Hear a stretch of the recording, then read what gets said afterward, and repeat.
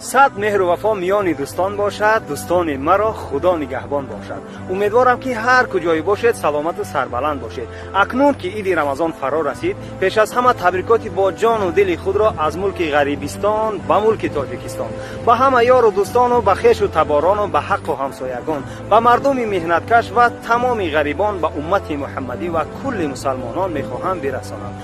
عید مبارک. خوش و خرسندی کنید، چون که امروز عید ماست، نه عید یهود و نصاراست. مصرع‌هایی هست که تعلق به همین روز دارد و با شنیدنشان خیال شخص را به عالم کودکیش میبرد. این هم باشد. عید نو مبارک، کلچه‌هاتان قطارک، یک تخمک هوارک. عجب دنیایی بود ایام کودکی.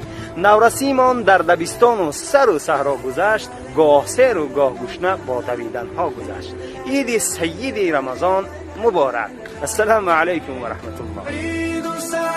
Let's enjoy this happy day.